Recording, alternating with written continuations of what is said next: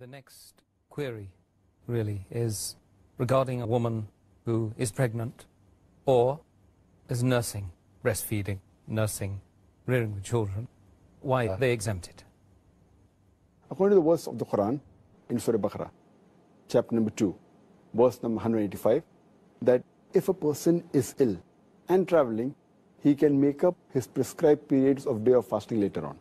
So most of the fuqahas, most of the scholars, they say that these women who are pregnant and breastfeeding, they come under the category of those who are ill. So therefore, if they want, they can abstain from fasting. But there are clear-cut Sahih hadith in which the Prophet has exempted these women from fasting. Mentioned in Sunan ibn Majah, hadith number 1667, that our beloved Prophet says, the obligation for a person to fast and part of the prayer has been lifted from a traveler. And the obligation for fasting has been lifted from a lady who's pregnant and who's breastfeeding.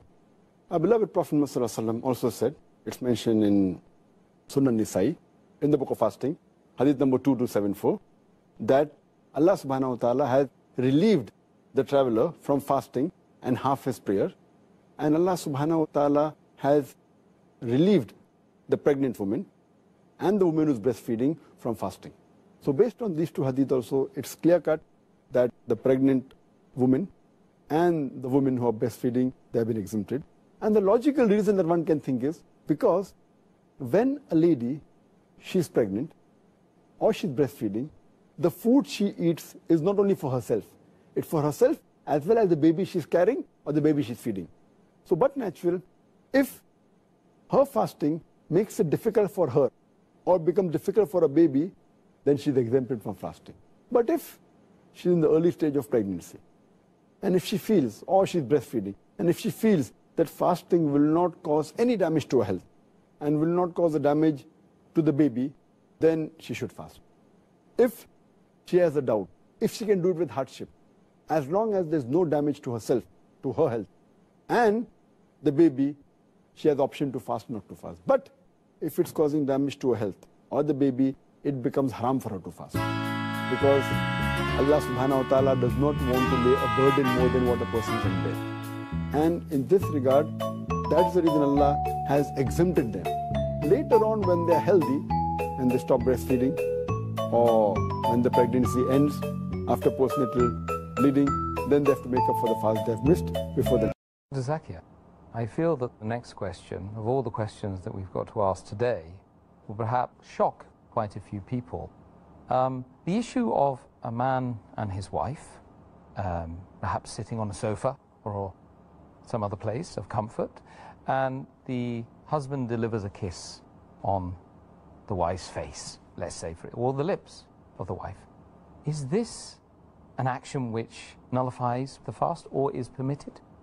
While fasting, if a husband kisses the wife or hugs the wife or shows his love for the wife by kissing on the cheek or the lip or the hand or hugs or embraces, all these things are permissible as long as it does not encourage him to go into an act which is haram for fasting.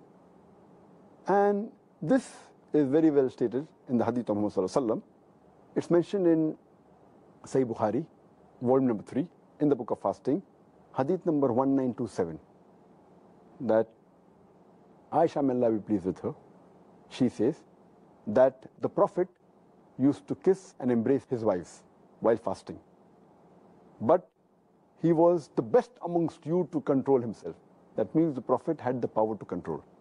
Similarly, it's mentioned in Sunan Abu Dawud, volume number 2, hadith number 2379, that Umar, may Allah be pleased with him, once, while fasting, kisses his wife. Immediately, he feels sorry and he goes to the Prophet. And he says that, "Oh Prophet, I have sinned. I have sinned against you and Allah." So the Prophet says that, "What have you done?" He says that while fasting, I have kissed my wife.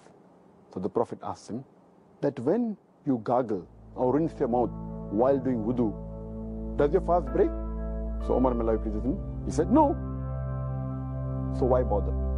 Indicating to him that you can kiss and embrace your wife Furthermore, there's a hadith which is mentioned in Musnad Ahmad, volume number 2, hadith number 6739.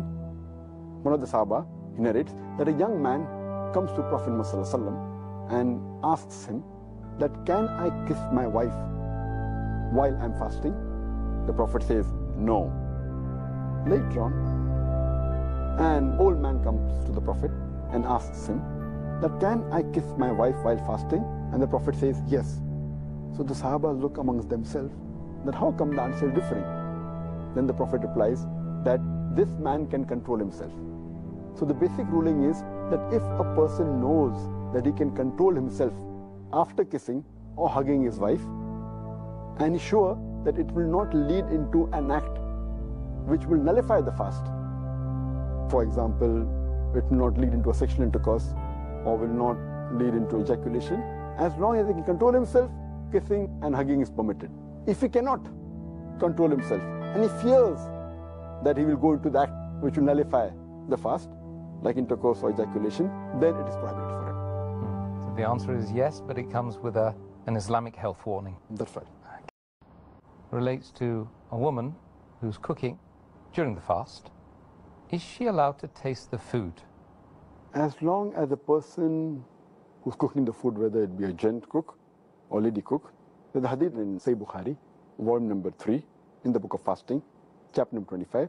It says, Ibn Abbas, he narrated that tasting food from the pots or meals, it does not break the fast. This is a mu'allaq hadith of Bukhari, but it is connected along with Sayyid ibn Shayba and Bayhaqi, and the chain goes on. It makes it sahih.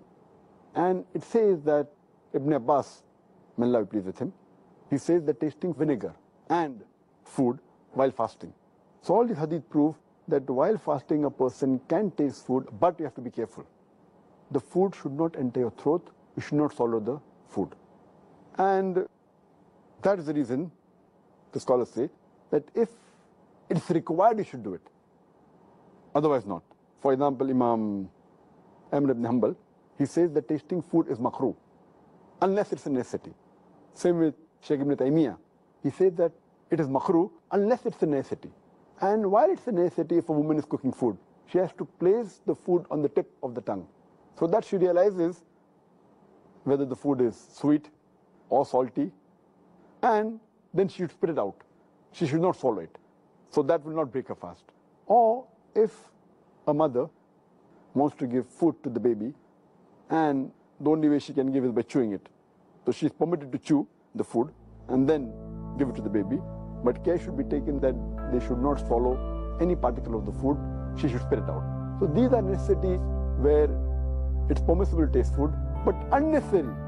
Just because you're feeling hungry and you taste it, it's makruh, though it will not break the fast. Makruh means discouraged. It will not break the fast. But otherwise, for a necessity, it can be done, but care should be taken. It does not go down the throat. It should not be swallowed. After tasting the food, should be spat.